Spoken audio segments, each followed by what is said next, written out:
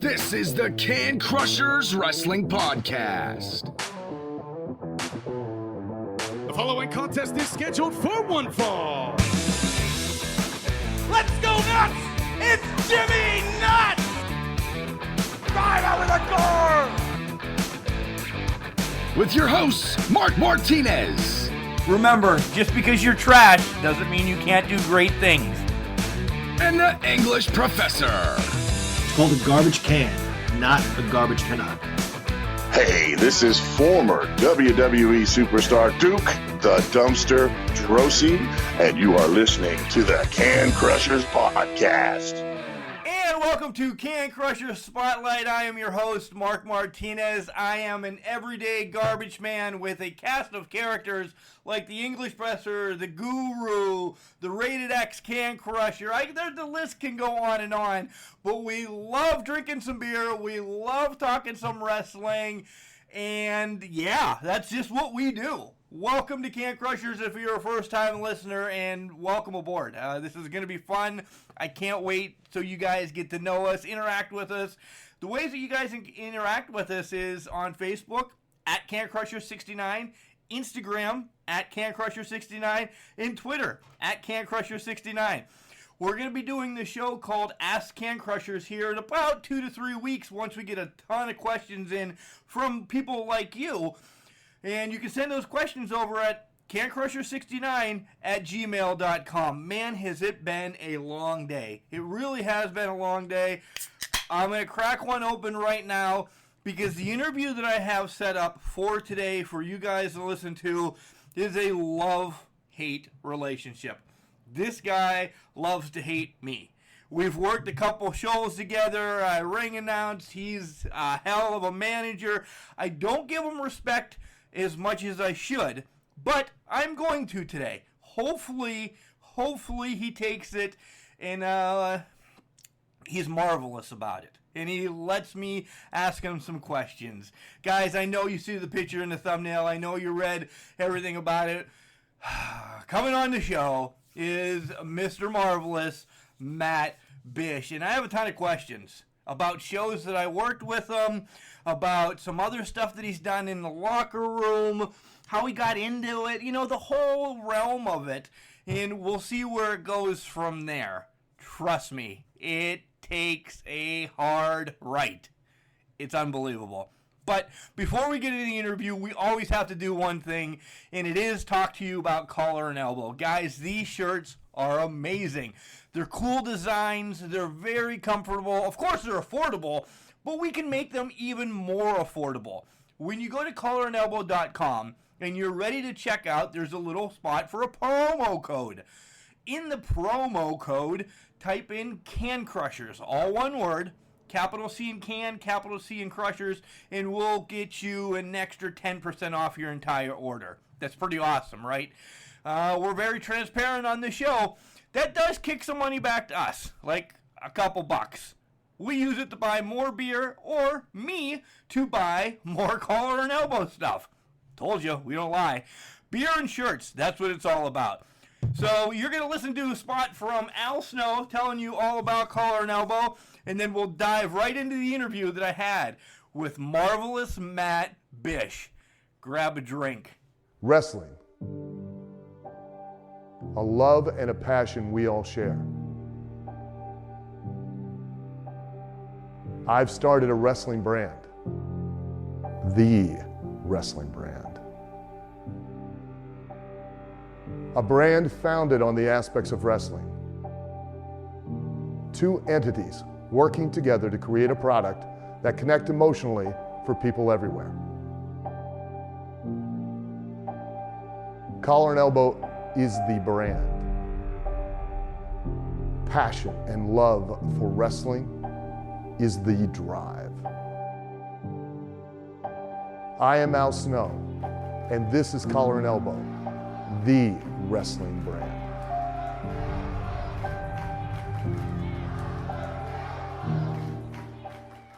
I'm Marvelous Matt Bish. I don't know how you stumbled upon this podcast. Must be some dumb luck. Maybe you hit a wrong button. But here we are. You're watching the Can Crushers podcast. And you know what? Tell those morons that I sent you, and maybe they'll treat you a little better. See ya. And welcome back to Can Crushers. Man, I'm excited, but I'm really not excited because the guy I'm about to interview, we've crossed paths several times, and he's made my life a living hell, but he deserves his time. He deserves his time on Can Crushers. So welcome to the show, Mr. Marvelous Matt Bish. How the hell are you? Well, I guarantee I'm doing far better than you right now. You probably are. Staying in my palatial estate here in the south side of Chicago. Marvelous Enterprises headquarters. So how is it in Chicago right now? My God. Well, first off, it's Chicago, so at least nobody's died today. Not that I know of. Not that, as of whatever time it is. Was that gunshot? Never mind. Go ahead. Matt, we've been in the ring together. I tried to be a good announcer for you. You've always pushed my buttons, and I've continued to do what you've asked, but you always had something to say about what I had to say, and I just want to wave the white flag. Oh, come on. It's called constructive criticism. Trust me, if I didn't like you, it'd be far worse. Ask some of the other ring announcers. Yeah, I've heard of a couple stories, and I don't know if I want to bury those poor guys, but if you do, that's on you. You can tell them, you can say whatever you've done to some of them. That's pretty rough. Well, I forced one guy to try to sing the Russian national anthem. That didn't go very well. There's another guy for Phoenix Pro Wrestling, Ted Hollowell. He learned not to carry a clipboard in the ring. He threw that out in the crowd. Not to mention his hat. Wait, you wore a hat? Be glad I didn't throw that into the crowd. Well, it was off my head several times, so I just say that. Mm-hmm. Say that. Consider yourself lucky. I consider myself lucky. So, Wait a minute. Wait. I have a question. How did you get my phone number? I have my sources.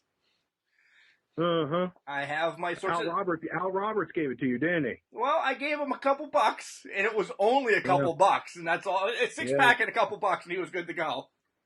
Yeah, that explains it. He would do that. Yeah.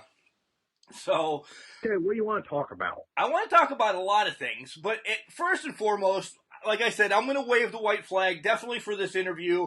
I want to know how you're doing with this whole pandemic around, first and foremost. As a caring person, how's everything health-wise and everything? Because last I knew, you had a surgery.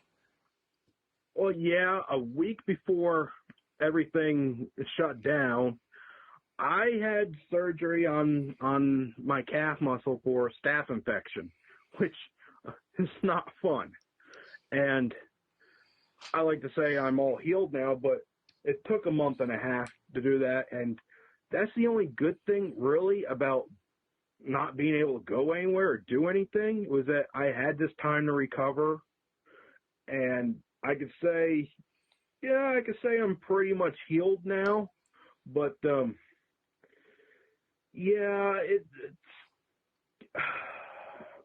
it's tough. I mean, I'm rich, so I have my own bowling alley here and my own personal movie theater. It wasn't that bad, but I heard like some of the poor people just didn't go very well, and I do feel sorry for some of them. Me, I'm one. Well, yeah, but didn't you get that stimulus package I sent you? I did not. Did you send it to the did? wrong address?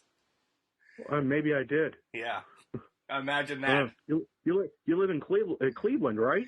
No, I wouldn't even drive through there sometimes. Oh, who got that package in? I sent to Johnny Gargano. Anyhow. He's doing well. He's doing well for himself. Yeah. Close personal friend of mine. Yeah. Yep. So, with nothing going on besides you bowling or whatever, what's the main thing you've done the last 60 days now? I mean, how many perfect games have you bowled in bowling? Like 9. Damn. In a row. Oh, even better. Oh yeah. Unfortunately, there's no video of it though, because I just don't like to show off. Well, right, yeah, that's... Yeah, you ever watch those old Mr. Perfect vignettes?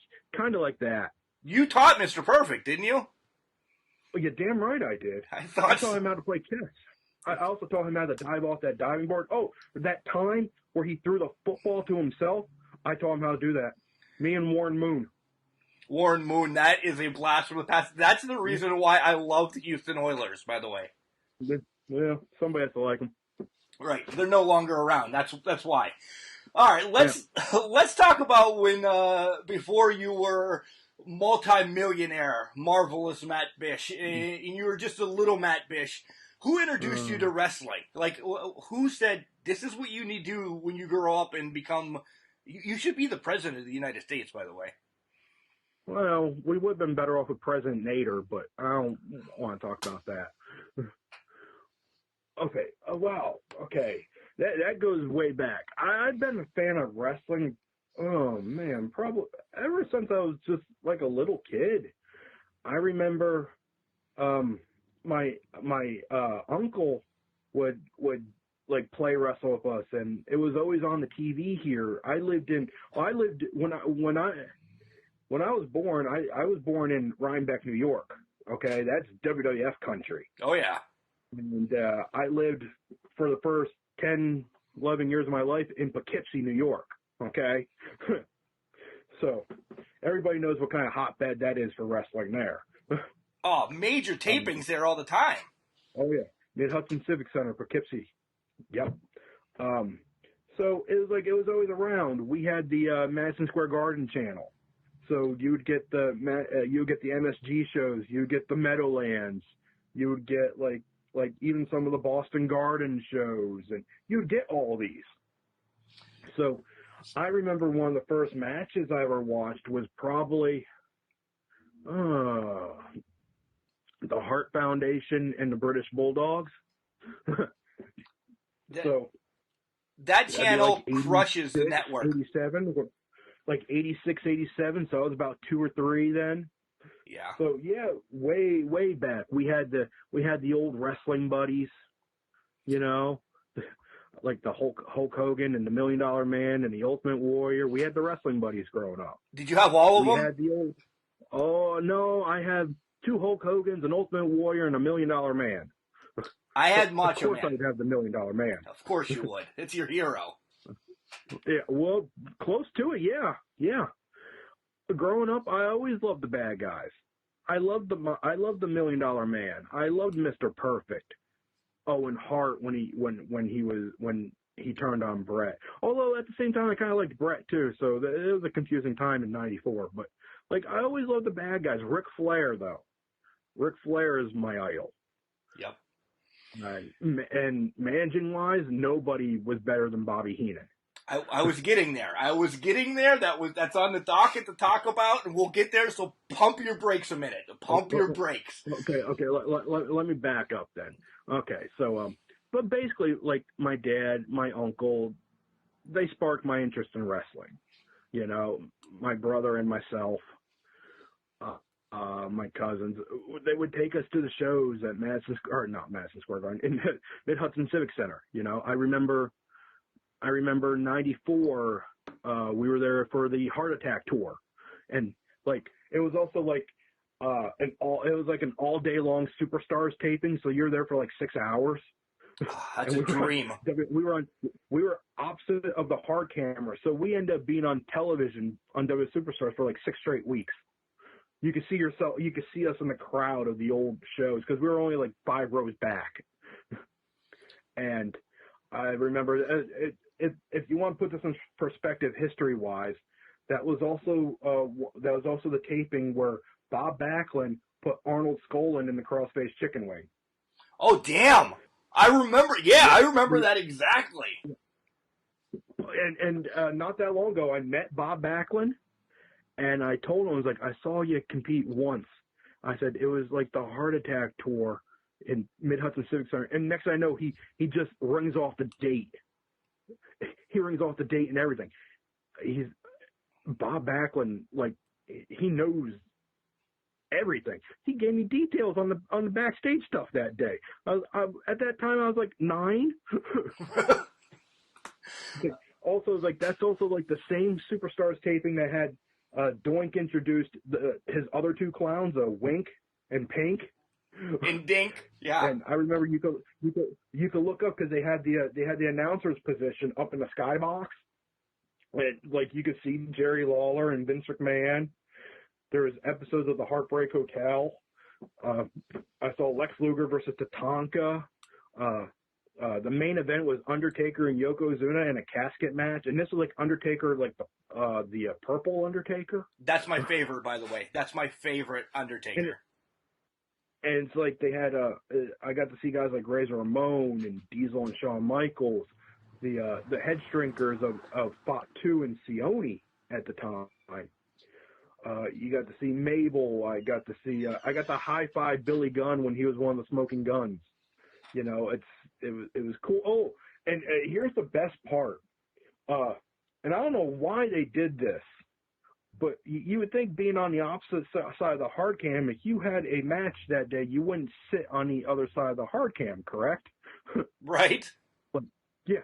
Well, in the row in front of us, after they were done wrestling, were all the enhancement talent. So sitting in front of us, you had Tony DeVito, who ended up going on to be like DeVito of the Baldies in ECW. Yep. And also one of the Carnage crew in Ring of Honor. You had Chris Kanyon.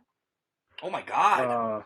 You had one of the other preliminary guys, Mike Bell, which I believe was the guy Perry Saturn beat up on Metal or Jacked on or one of those shows. And Matt and Jeff Hardy. Okay. And if I would have known that they would become anything good, I would have gotten their autographs. Yeah, they're kind of running the business right now, aren't they? but these were guys where they're like, these are all the. And I remember I saying to my dad, like, hey, these are the guys that all got beat up earlier. What are they doing in the crowd in front of us? Being a mark like you. Yeah, and they were enjoying the matches, you know, just like every one of us were. And it's like, I think it was probably around that time in '94 where I said, if I was ever able to do this, I would want to do it. But even I realized after like high school, I was on the wrestling team in high school. I might have been third string, but the two guys ahead of me ended up being state wrestling champs, you know? Yeah. So it's not like I didn't know how to wrestle. But when your partners are obviously better than you and state champions, being third's not that bad. No. But I had accumulated a lot of injuries through amateur wrestling and through baseball that when I eventually did take up pro wrestling, I knew I couldn't be a full-time wrestler even if I wanted to, you know? So that's when I realized that they put me in front of a camera one day and told me to talk. And I just start rapping off promos and stuff off the top of my head. And they said, you ever thought about being a manager? I was like, yeah, Bobby Heenan's my favorite.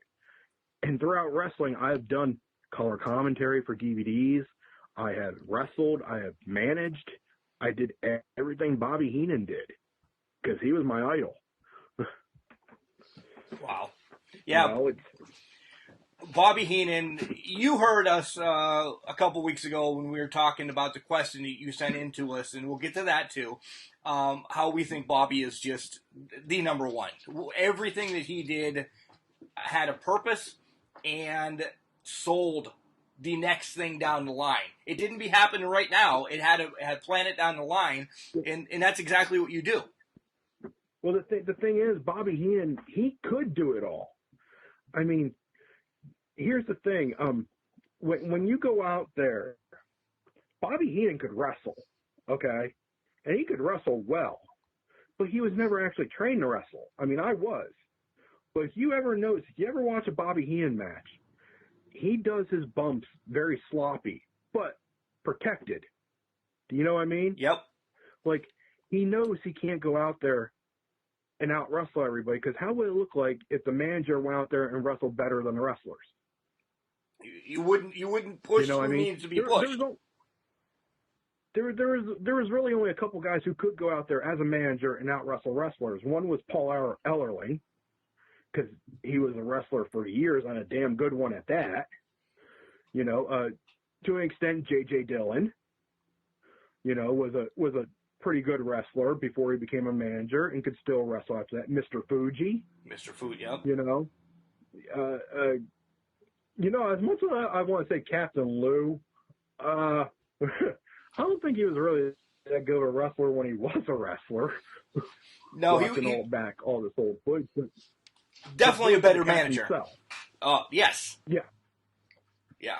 But, you know, and that's all it takes. If you can go out there and bump around the ring as a manager and make your opponents look good, then you're doing your job. Look at Paul Heyman.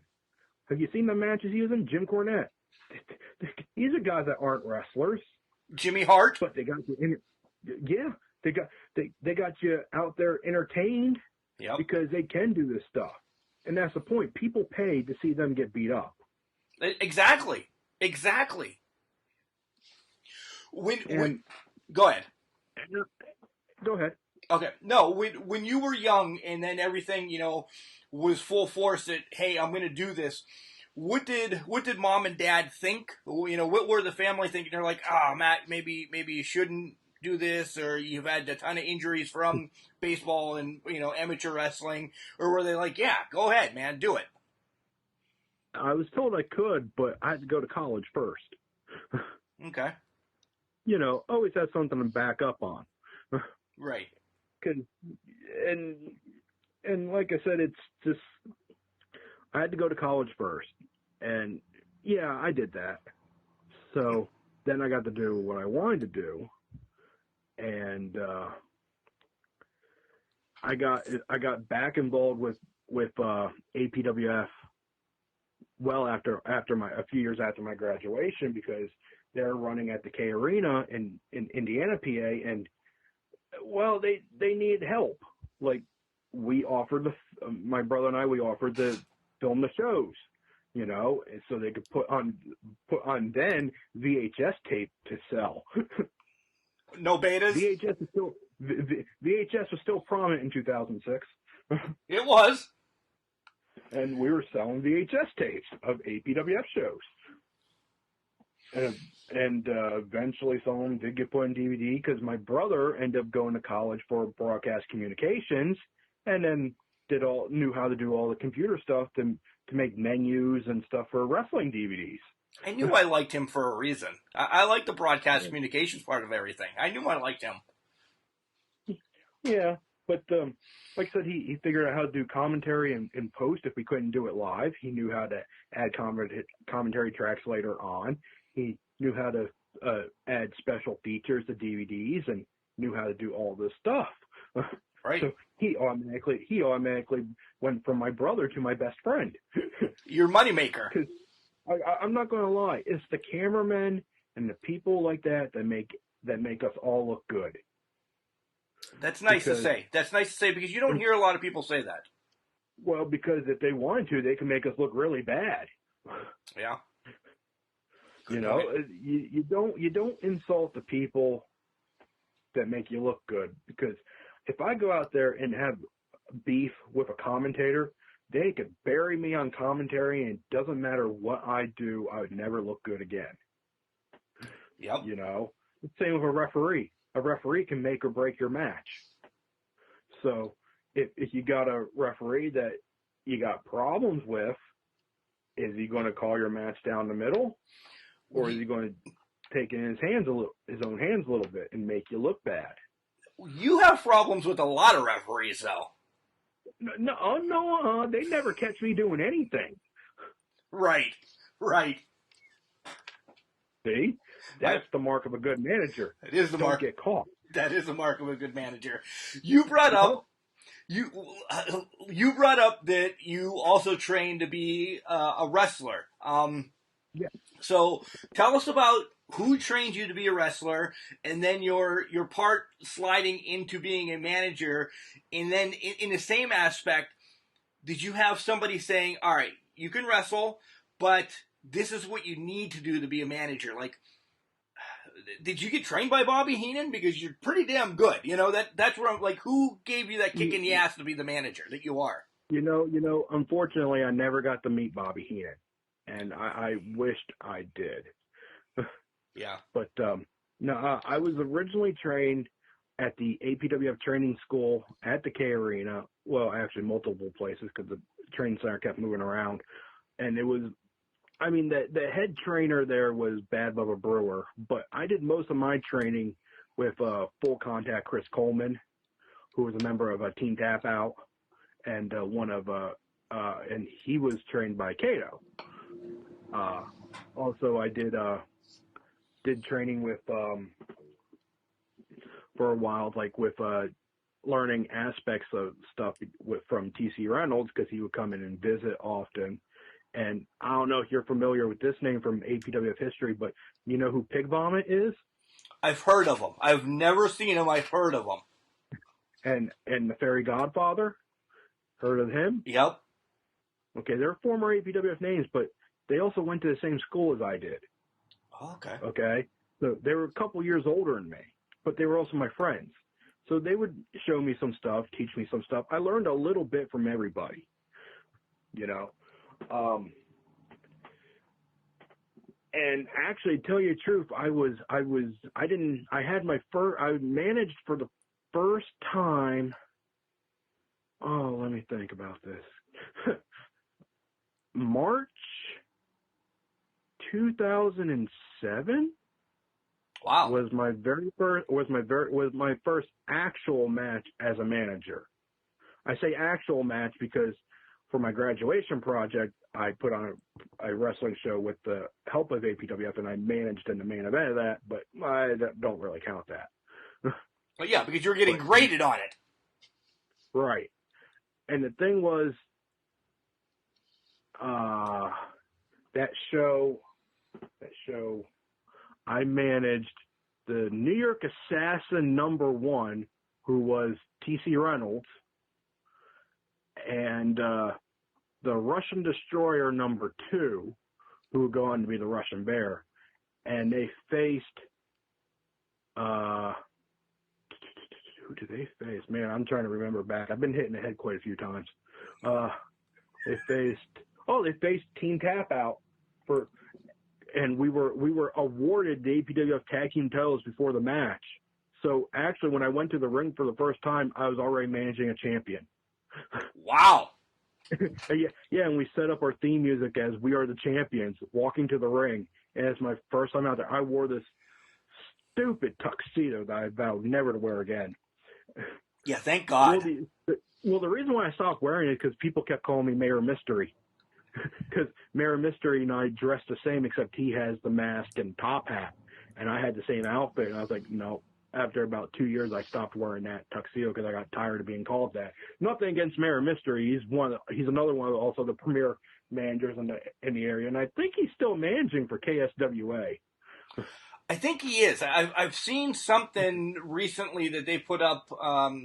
Somebody might have put a video together about him, actually. I swear it's within the last month of this whole damn quarantine thing. Shit and dates are just everywhere. I can't remember a date like you guys. But he's also another of the premier managers and always has been. And so I got nothing bad to say about him.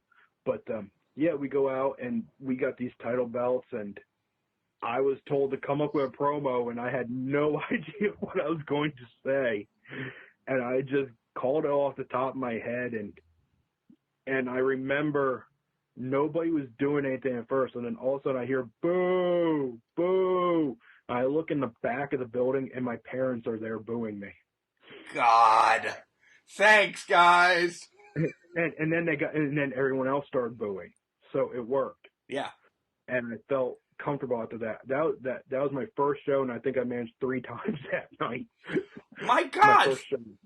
Because I managed later on. I managed. It was a 3-way match with. I was managing Maverick the Real McCoy, and they were going up against Nasty Nick Norton. And here's a name, Rocky Reynolds. I know Rocky Reynolds.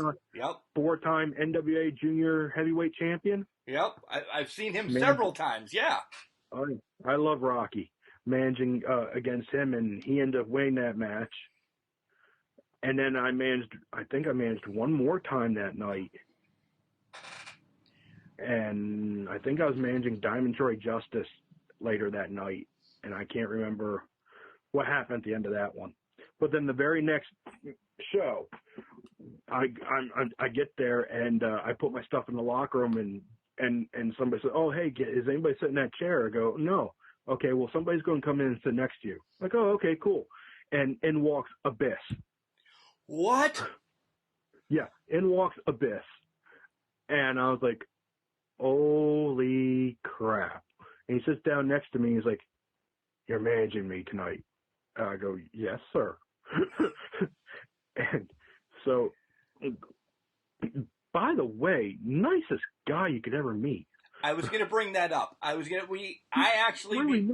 Before the podcast started and everything, he did a meet and greet at a TNA show in Erie, Pennsylvania, and my wife and my son were with me, and let me tell you, I played it off that I didn't like him because he was going against AJ or something or whatever.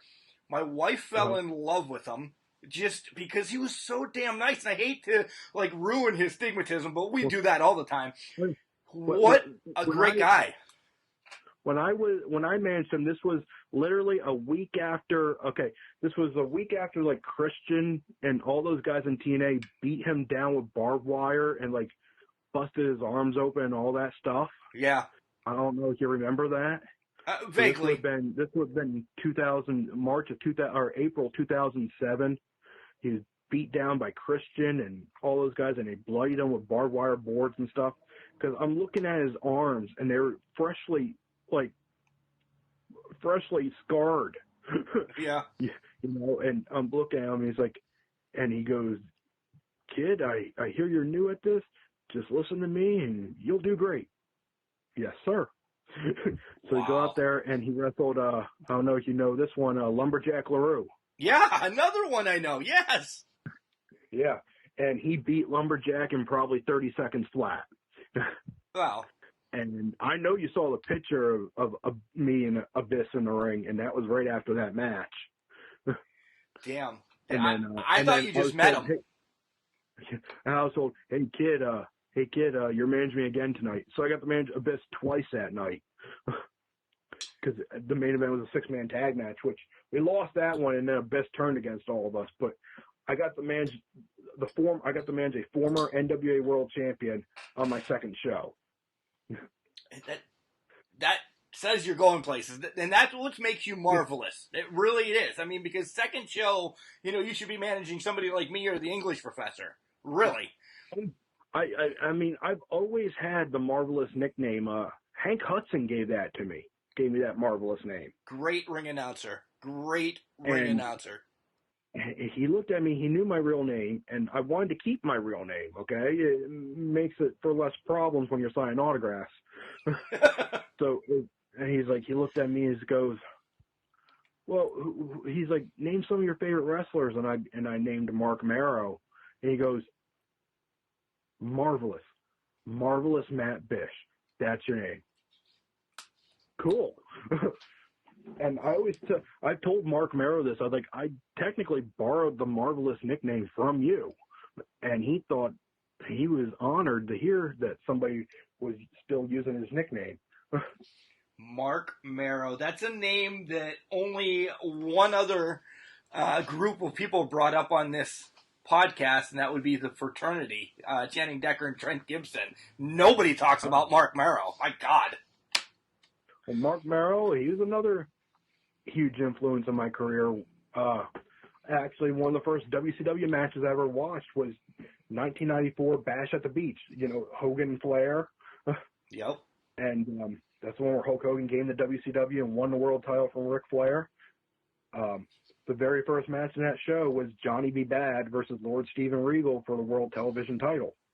So it's like the very first WCW match I ever saw was Johnny B. Bad and Lord Steven Regal. William Regal, I can't say enough about that guy. Nobody has a bad word to say about him. He has done so much.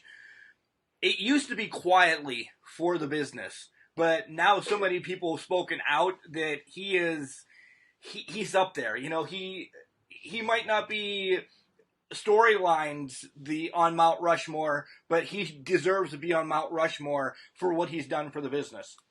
Have you read his book? I have not. I don't know how to read. Well, okay. Has any of the other guys read his book? I think the guru, Chad, has read the book. He might actually have it. Well, I have it. When you learn to read, okay, read that book. All right. Walking the Golden Mile. That's a pretty good read. I'm writing it down. You'll learn how he came back from. You'll learn how he came back from drugs and alcohol. The guy should have been dead multi times over, and he'll tell you that.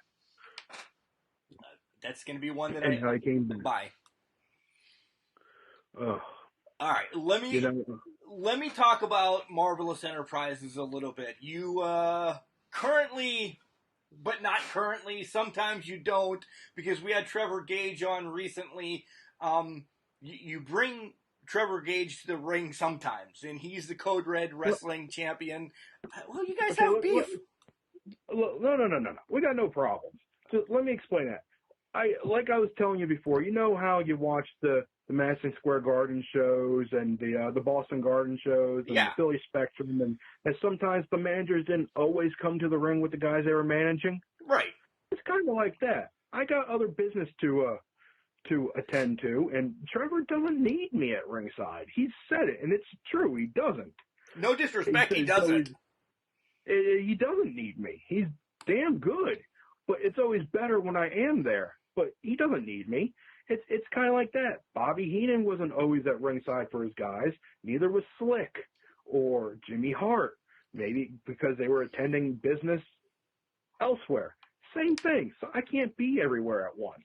I manage more than just Trevor Gage, okay? You do. I have to be in other places. You do. Spew out some other names, because Trevor's my favorite acquisition that you have. By far, the kid is great. He is the future of reality. Hey, damn right he is. Okay, in some of the other places I compete in, Edge of Your Seat Wrestling. I managed Trevor there. I don't know if you've seen the match online that we were cheated out of, the Monsters Ball match that he had with Brohemoth. I did. There. Yeah, we cheated out of that one. So Screwed over. Yeah, it was Sinborn's fault that we lost that one. I'm blaming that solely on him. So I kind of managed Sinborn there. I also managed another man by the name of Ruthless Jason Raditz, who I used to manage a long time ago as a member of the Wild Cards with Eddie Page. Those are guys that the team should have been far better remembered than what they are, but stuff happened. Also in Mon Valley Pro, I used to manage Johnny Switchblade down there, but he didn't like it when I accidentally eliminated him from a Battle Royal. It wasn't my fault. Accidentally? Yeah, he wasn't supposed to see me throwing him over the top rope. Oh, well, then that's accidentally. Well, guess what? I don't manage there anymore. I wrestle full time there. I usually wrestle 2 matches a show down there. Wow. Let's just say my win-loss record is not exactly stellar, but yeah, I have fun there. You have fun there. Hey, I want to ask you the question that you actually asked us on Ask Can Crushers. You can go back and listen to it, guys. It's a great listen. We spend about 2 hours answering questions from wrestlers and fans from all over the place. But you asked to name the top 5 active managers right now. And this is where I'm going to spin it a little bit. We said that you're great, so you have to exclude yourself. You have to exclude yourself. Okay. So top 5 active. Top 5 active. And you said, no valets. So I want to twist this again. I want you to explain the difference between a valet and a manager. Well, okay. A valet, keep in mind, this is my own personal opinion, okay? And it doesn't matter what I'm going to say. People are going to get offended, and I really don't care. So a valet to me is somebody that just stands there in the corner and claps and does nothing and can't talk, can't cut a promo, can't make the people they're with look better. If you can't enhance your talent what's the point of you being there? Touche. You know, it's not just about getting yourself over. It's about getting your talent over. People like me are normally put with people that can't talk, and you make them look better, you know. Now, somebody like, okay, now when I first started, I'm going to take Trevor for example. When I first started with Trevor Gage, he was a goody two shoes. He couldn't really talk. I mean, he had everything else there. He had the moves, you know, the talent. He was missing something. He was missing an edge, you know. I start managing him, and he gets a bit of that mean streak in him. And then he starts saying what he really wants to say. That's how a manager is supposed to help their talent. They help their talent grow. If you can't take bumps, if you're not willing to put it all on the line to help your talent win, then to me, you're a valet. Okay. Does that kind of help? No, we probably thought the same thing. We really did. We discussed the same thing. Now there are some exceptions to that rule. Miss Elizabeth might have been a valet, but she was a little bit more when needed to be. She really blossomed during her WCW years. She did. You know, when the Macho Man was doing the NWO stuff and they were feuding with Diamond Dallas Page and Kimberly, and Elizabeth would talk more and get more involved, and she became more of a well-rounded manager then. Not saying that she wasn't good to begin with, but she did a lot more when she was in WCW. You know, somebody like Sensational Sherry. Oh God, I wouldn't want to be in a fight with her. She'd kick my ass. Right. And everybody else's for that matter. You know. You could also say somebody like Sunny. Sunny was somebody that would get involved as she needed to be. You know, somebody like Sable. No, Sable really didn't do much as a manager. She basically stood there and clapped. Yeah. You know, Sable would be somebody I would consider more of a valet. Terry Runnels was the same. It was the same thing when she was doing more of the early Marlena stuff and the Alexandra York stuff. Didn't really do too much, but she could talk when she needed to. So, you know, there are some exceptions to that. Then again, if you're not able to bump, but if you can talk, makes you a good manager. Look at I would say like somebody like Slick. Slick didn't really wrestle any matches, but boy, he could bump when he needed to. Yeah. I think Hulk Hogan proved that by using him as a pinball all around the ring before. He really did. You know, but you see where I'm getting at? Yeah. And like I said, that's just kind of like my personal opinion on stuff, and that's just the way I feel and the way I always will feel about it. And it just irritates me when you got these fans that go online and says, "Oh, hey, can you just bring me in to be a manager?" Off of what? You haven't trained. You can't talk. You just want to stand there and think you can do it. It's not that easy. It's not. It's definitely not that easy. If you don't know what you're doing, you could get hurt, or even worse, you could hurt somebody else. And I'm not going to let you stand there and risk hurting me. Yeah. That's a follow-up question I have. That really is a follow-up question I have. But, all right, do your top 5 active managers then right now. And you know, just like you guys, kind of tough to come up with 5. It is. It really is. But I'm going to go with BC Steele, Corey Cross. I don't know if you heard of her. Have you heard of Rabid Rizzo? I have not. She works with Jason Drake and Riot City occasionally. Okay. Out in Delaware. Okay. She's done a lot of stuff in Pennsylvania as well. I'm going to say wow. And that's where we were. Yeah. You know what? Here's somebody I'm gonna put over. Lexa Rose. Oh, nice. I agree with that one. Yes. She does a lot more than just clap. Oh, hell yeah. Yeah. I felt that personally quite a few times.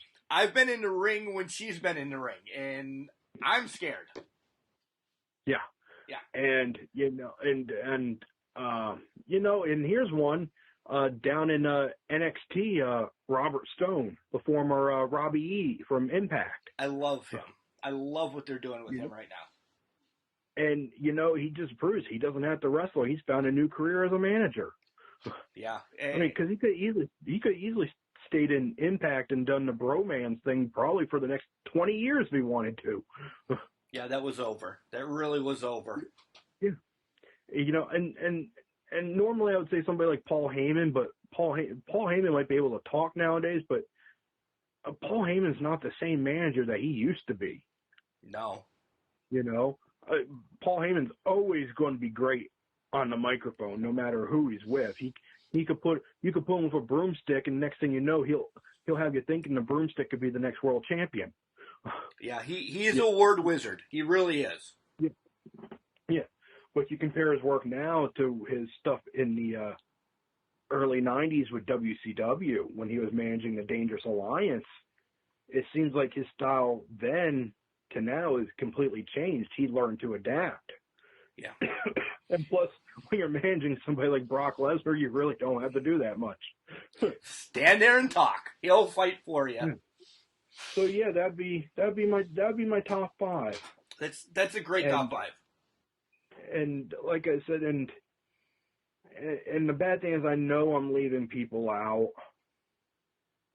But for the life of me, I can't think of anybody anymore from like when I started, because a lot of people I started with have since retired, or it's definitely not like what it was in the '80s. The thing is, if this was the '80s, you know how much fun I would be having. Well, that leads to my next question then. Why has wrestling lost a manager? And 2-part. It needs to come back, but it's going to be different. So what role can the manager come back as being a little different? Because let's face it, Matt, that kids today, unless the manager is going to start doing suicide dives and this, that, and the other thing as well, kids today just don't want to watch a manager just pull a heel or hit him with a cane or throw salt in their face. You have to kill the person, pretty much. Yeah. A lot of them feel like they don't need it. And I'm going to tell you the truth. You look at a lot of guys on TV, and they do need managers. Bad. Some of those guys need, like, okay, here's an example. And for the first time in a while, I've actually watched current wrestling, okay?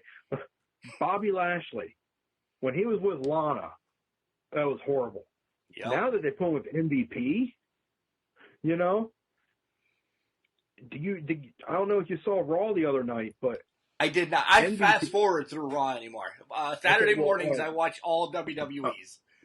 Okay, well, Drew McIntyre was going up against King Corbin, okay? And Bobby Lashley comes out with MVP, and MVP does the talking for Bobby Lashley, and really got me excited to see Bobby Lashley versus Drew McIntyre at Backlash for the world title. MVP is a talker, first of all. Yeah, exactly. Lana, not so much. MVP can get in the ring. Yeah, Lana can't. Enough said. I don't like to say anything bad, but I mean, I watched Total Divas, okay, and I couldn't stand watching her on Total Divas. I don't know if I'm going to keep that in or if that's going to be spliced for every show. I just didn't expect you to be a Total Divas fan. Hey, sometimes you got to watch different stuff. I watch Total Divas, Total Bellas, just sometimes. Okay, for the first couple seasons of Total Bellas, John Cena was hilarious on there. Or, like, on Total Divas, Rusev. Rusev was my favorite character on Total Divas. Because he would just make jokes and everything and stuff like that. Yeah, I miss Rusev. I really do. I hope he goes somewhere and does something. I'm shocked that Lana wasn't part of the nixing as well. Well, that's a good question. But here's the thing. if you looked at a lot of those names that were released, some of them before you heard were griping, complaining. Yeah. You know, like Rusev had complained before and it was taken off TV because he was having contract problems. Or like the Revival, they wanted to be released before a couple times and they weren't. Same with Gallows and Anderson. Or like what Zack Ryder said, his contract was going to expire and he didn't want to renew it. Right. You know? So a lot of the people they did cut had previous problems with their, you know, like Brody Lee. Eric Rowan was surprising. I didn't think they would release him. Yeah, especially with the build-up with the Spider, and then it got killed, and all that, yeah. Now, Drew Gulak was a different story. His contract just expired, and they were still in contract negotiations. Doesn't mean he won't be back. It just means that was his last scheduled appearance for them. Right. So it's like some of the stuff you can understand. And yeah, some of the guys that were released, I consider them acquaintances, and I hope they land on their feet somewhere. What was I going to say? Well, think about it. Speaking of, I got off a tangent somewhere, didn't I? That's okay. That's okay. It happened. It does happen. I have some questions about acquaintances, but I want to ask the two kind of silly questions now, just to get them out of the way, just because you're a manager, All right. Yeah. We always talk about rebuilding the Four Horsemen, okay? Yeah. If you could rebuild the Four Horsemen today, one from kind of each organization. So you get one from WWE, one from AEW, one from Impact, and then one from NWA. That's a little twist. Who would you throw in that Horseman organization right now? Wow. Yeah. Thanks for the loaded question. Yeah. Okay. Well, you'd have to go with guys who you know could be a team member, willing to work for the good of the team. Or you pick a centerpiece and the other three guys have to protect them. Work for Flair. Yeah, I was going to say work for Flair. Yeah. You know, Impact Wrestling, I'm going to have to say Michael Elgin. Oh, nice. That's the Arn Anderson. That's going to be the Arn Anderson, right? Yeah. Although a close second there would be Eddie Edwards. I like Elgin better, so we're sticking with that one. But yeah, I'm going to go with Michael Elgin from Impact. NWA, I'm going to have to go with my buddy. I'm going to go with Eddie Kingston. Okay. Yeah, I'm definitely going to go with Eddie Kingston. AEW. Oh man, AEW. I'm going to go with Christopher Daniels. Oh wow. Definitely Christopher Daniels. I love Christopher Daniels. Always have. And WWE. You know, before he was released, I would said Drew Gulak, but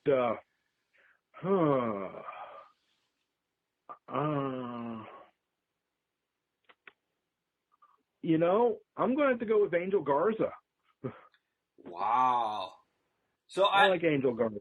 Although it's a toss up between Angel Garza and probably my favorite there, Kevin Owens. You got the big man in Elgin, so you have to. I'm making you stick with Garza. I like that. That is not anywhere what I would have picked, but awesome for you. I thought you were going to. And if I had to put a Ring of Honor guy in there too, it would be Marty Scurll.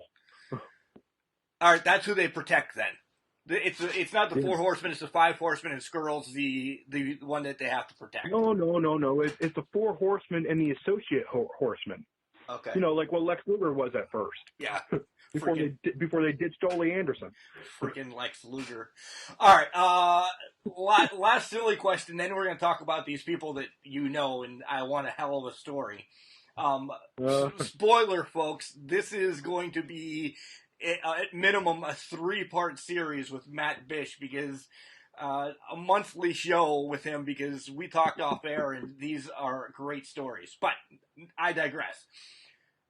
you get to pick the stable that you wanted to manage. Now, they have to be a legit stable, so it could be the Heenan family, it could be Slicks, it could be the Hart Foundation, if we're going now, the Undisputed Era, maybe Strictly Business.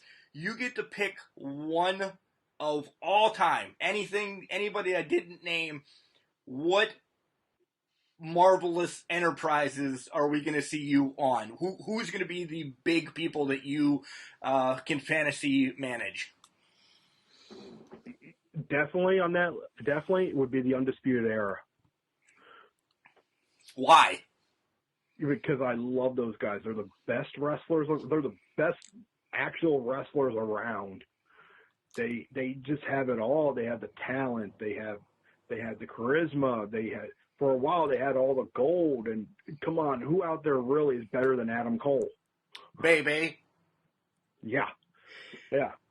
And plus, there's a little Punxsutawney connection with Adam Cole too. Wait, what? Wait a minute. Then I might as well ask this question right now. I know that you're in Punxsutawney, and there's somebody that also is originally from Punxsutawney, Britt Baker. Have you guys ever crossed paths? Not really. I mean, we were in school together, but at different times. I don't really remember, but like I said, one, I've been hit in the head a lot, and two, she's, we'll just say a couple years younger than me. 3 or 4, right? 3 or 4. Yeah. But there's always the Punxsutawney connection. You're a Chuck for life. Yeah. Hey. Yeah. How many times, this wasn't even written down, and I don't know why, how many times have you went to see that damn groundhog pop his head out at 7 o'clock in the morning with all the news and everybody and lights shined around you? Yeah, how many times have you gone to see Punxsutawney Phil? Once, and I vowed never to do it again. Good for you. It's one more than me. Let's put it this way. We don't go around those tourists during that day. If you're from Punxsutawney, you don't go in town. Right, you leave town. You stay home. You could watch the same thing on PCN and stay warm with your blanket and your hot chocolate and get a better camera view. Yep. And you don't have to fight 20,000 people. Fun fact, I was once a bodyguard for Punxsutawney Phil. They didn't give me a gun, though, but I was essentially a human shield. Oh, wow. Yeah, you really are a human shield for that. I got to wear a suit and sunglasses, so that was pretty cool. So, again, sticking with Punxsutawney Phil for no apparent reason, do you take offense when people poke fun at that he's just a giant rat coming out of the ground with lights shined on him? I once volunteered to assassinate the rodents. That's all you need to know. All right. Let's get into. Guess what? And guess what? What? And guess what? The thing that cheered me when I said it, and we were in Punxsy. Oh my God, fucking Punxsutawney Phil, awesome. All right, let's talk about some of the people that you shared. This is where it turns into a mega series, folks. We're going to let you do one awesome story today and then get more in the hopper for down the line. I want a good story because you've shared the locker room with Bret Hart, with Shane Douglas. Well, Yeah, Virgil. Dream, Eddie Kingston, Abyss. I mean, come on. Okay, I got one for you. I got a good one. Okay. This would have been, I'm going to say, probably middle of 2000. It's probably the summer of 2007, and I was with the APWF, and we were in Oil City, Pennsylvania. And we had guys like the Blue Meanie and Showtime Eric Young was on the show. Wow. And yeah, so, and this was in the middle of his Don't Fire Eric TNA run. Okay. Okay. And the Blue Meanie was around, and the first spot was it Oil City? Yeah, it was Oil City. And my group at the time, we weren't called Marvelous Enterprises. We were called the Diamond Exchange then because Diamond Troy Justice was the leader of the group. So we were called the Diamond Exchange. It was the predecessor to Marvelous Enterprises. Okay. So we get into a fight with the Insaniac, which you don't want to know too much about that. It reminds me of some horrible horror movies I was in that we may touch upon one of these days. Okay. And the Blue Meanie. And everybody goes fights the Insaniac. So I'm the one that's going to go challenge the Blue Meanie in the aisleway. So I go right up to him. He blocks my punch, punches me, and my sunglasses go flying straight up in the air. And I stagger back. He catches my sunglasses and throws them over to the merch table. I'm like, hey, there goes my sunglasses. And I turn around and he punches me in the face again. Punches me all the way to the locker room. I did get those sunglasses back, though. I told him it was a nice catch. But and here's the main story for that night, okay? I was suffering from kidney stones.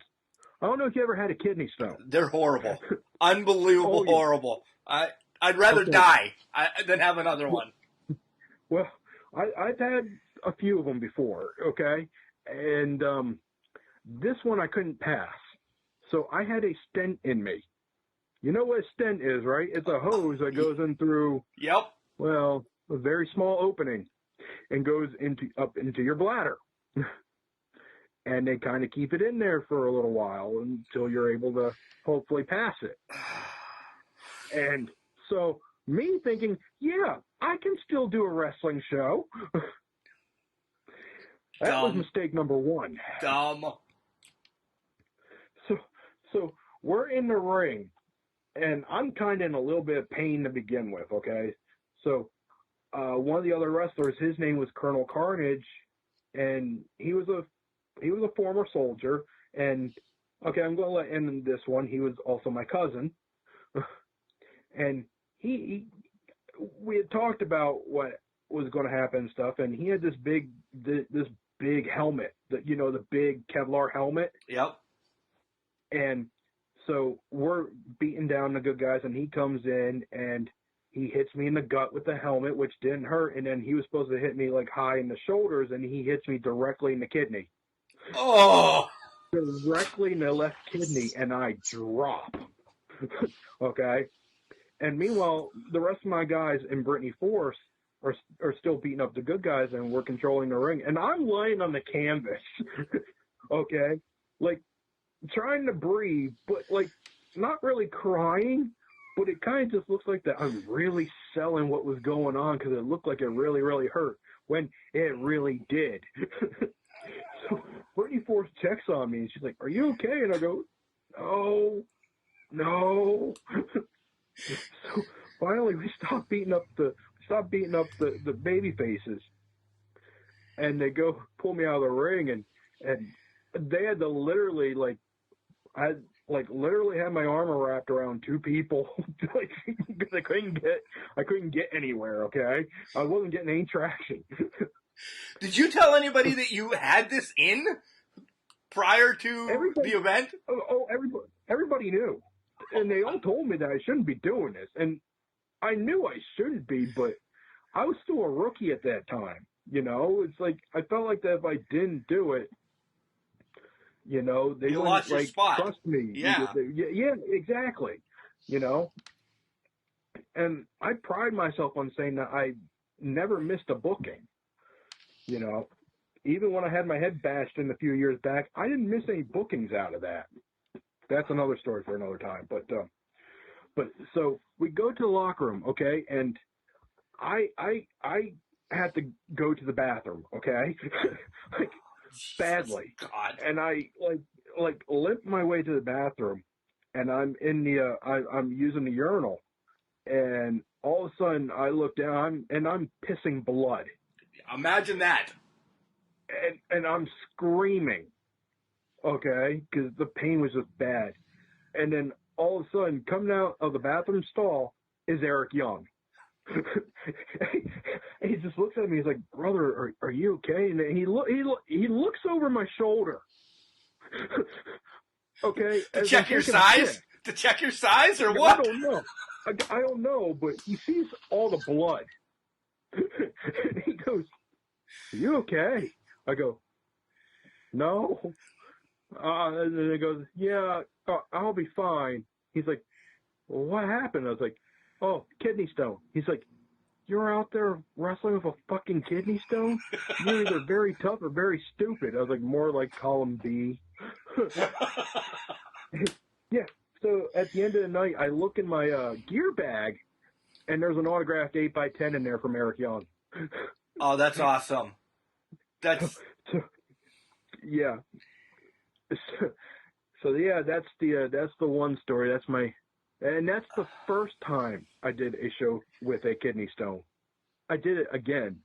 well. You can't leave us Couple years hanging. later. You can't leave us hanging on the second kidney stone story. So let's go a little bit long and tell that one as well. Then I need to know that. Okay, well, the second one, this would have been 2012, a few years later, and I was working for Undisputed Championship Wrestling down in Uniontown, which I'm still at today. And I had the Marvelous Enterprises group, and we were going up against this masked guy named Sin, not Sinborn, just S-Y-N, his name's Sin. And we had these guys, we were feuding with this group at the time called The Plague. And they were another heel group, fighting for supremacy. We had the UCW heavyweight title. They obviously wanted it.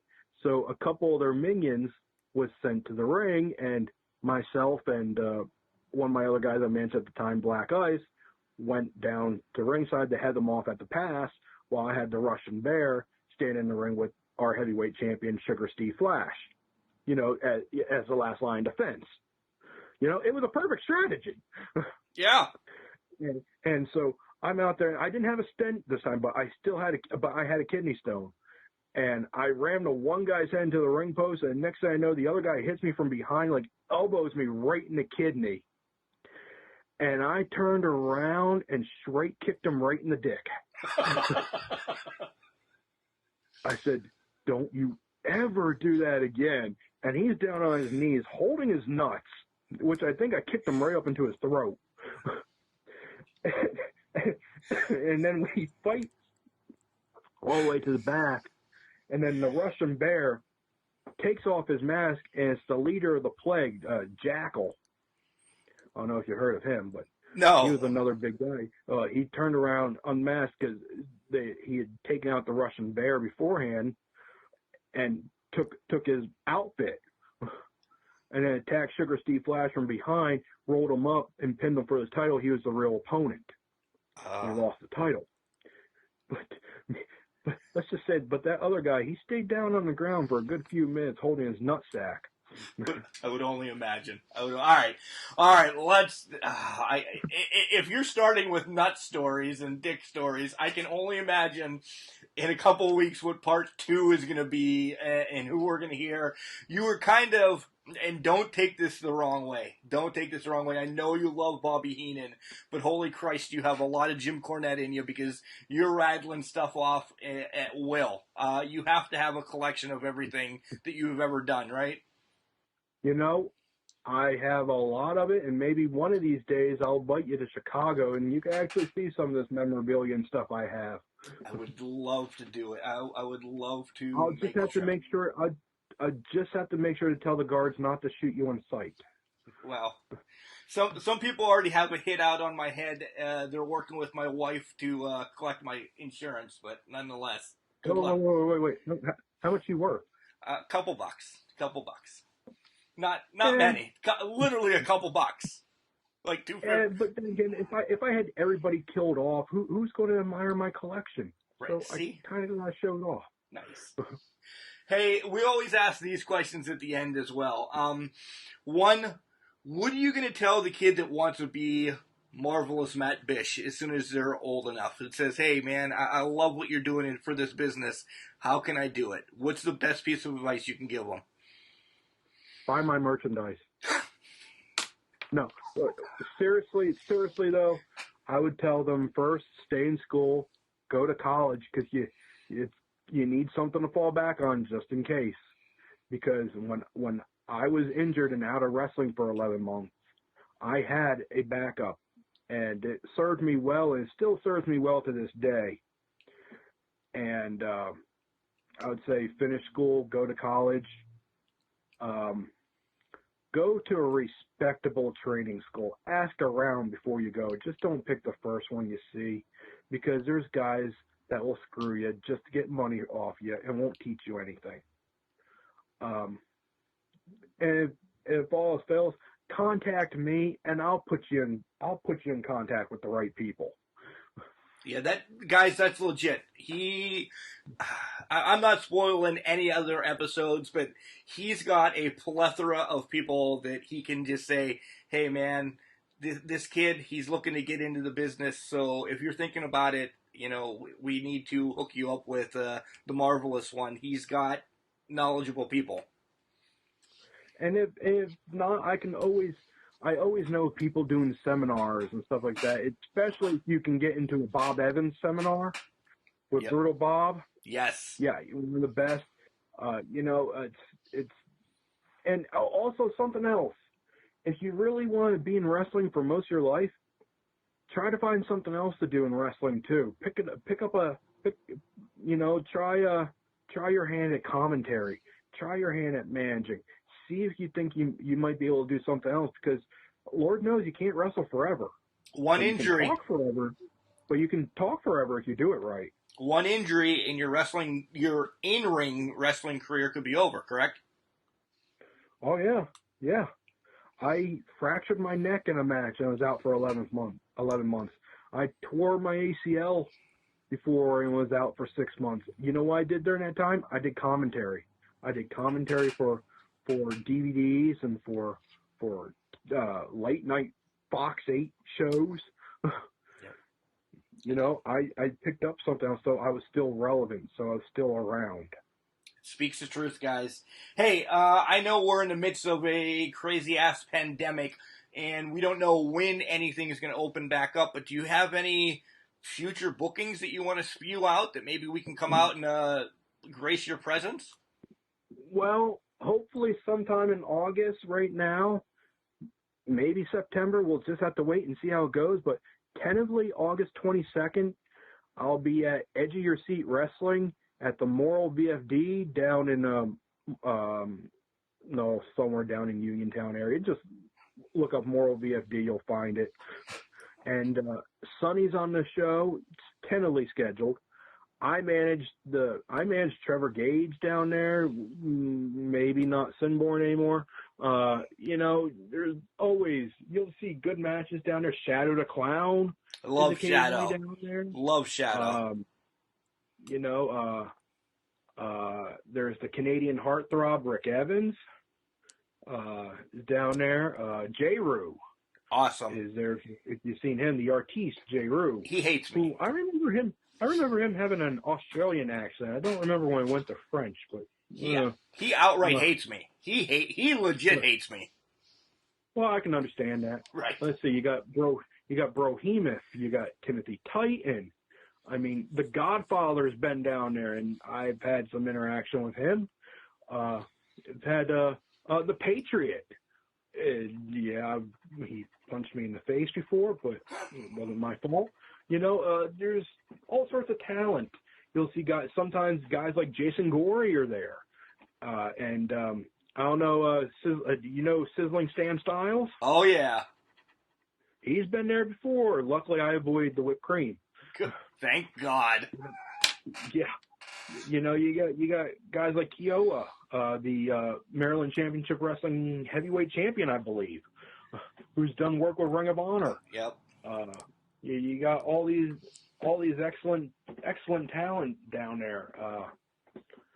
So right now that's August 22nd. Tentatively. Yeah. It's the only show on my schedule that hasn't been canceled yet that I know of. And that sucks. That sucks real bad. All right. I'm going to lower my wall real quick and tell you the family is looking at me because I promised to grill steaks tonight. I know you're probably having somebody bring something into your suite right now, but dude, we're going to set this up real quick for you to come back on, and we're just going to start with stories because, Christ, some of these people that you brought up, I know their past, and if you were involved in it, we're in trouble. Well, you just let me know. I am tentatively available for now, and there might be some people that don't like what I have to say, and there's going to be other people that are going to find these stories hilarious. That's what I want. All right. I was saving them from a shoot interview, but this is the next best thing. This is the next best thing. This is great. I love it. Well, all right, Marvelous Matt Bish, I thank you once again for coming on Can Crushers today. Part 2 is getting scheduled real quick. Part 3 again in 4 and 25, but we'll get them all set up, and you'll hear these amazing stories from here on out. Thank you for stopping by. well, the pleasure is all yours, I'm sure. Where do I begin to wrap that up? No clue. The pleasure was all mine. I agree. The pleasure was all mine. It was a pleasure having Matt Bish coming on the show. And spoiler, folks, it's already set up when he's going to come back and relive some more stories from the locker room and on the road and everything. Super excited about that. Man, why the hell would you wrestle with a kidney stone and a stent? For the love of God.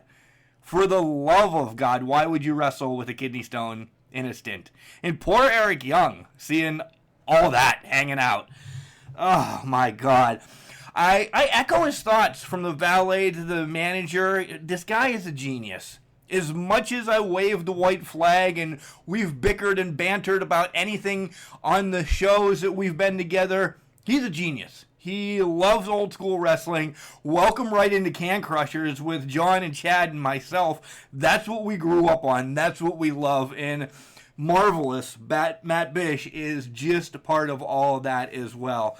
Guys, I can't wait to release the next episode with him in a couple weeks and just hear the stories that he's going to regurgitate to us. Again, guys, head over to all our social medias. It's at CanCrusher69 on all platforms. Send us an email at cancrusher69@gmail.com, or you can check us out on our own webpage. It's cancrusher69.wixsite.com/cancrushers. Normally we have what's going on, where we're going, stuff like that. But with this pandemic, it's pretty much laid back, and it shows that we're tied in with OVW and IWC and the Collar and Elbow and the Cauliflower Alley Club. Just so much. And you can read a little bit about myself and Chad, the English professor, our IWC correspondent. We just have a lot of fun stuff going on there. And you can listen to all our backlogged episodes right from there. You don't need to go to Spotify. We're on it. You don't need to go to iTunes. We're on it. You don't need to go to iHeartRadio. We're on. Everything is right there for you to listen to. So just go listen to interviews with the Killer Bees, Baby Doll, Manny Fernandez, a ton of OVW stars, Ray Lynn that you've seen on WWE, on Impact, on OVW, on WOW. She's there. Guys, we've talked to all these guys, and we continue to talk with them. Matt's going to be somebody special, though, that we're old school, as we said, and we just love having him on to talk all these stories. Next time, I hope we have one of the other guys join us, just so you don't listen to me all the time, but I'm okay. You should listen to these golden pipes. Remember, just because you're trash doesn't mean you can't do great things. It's called a garbage can, not a garbage cannot. See you Sunday.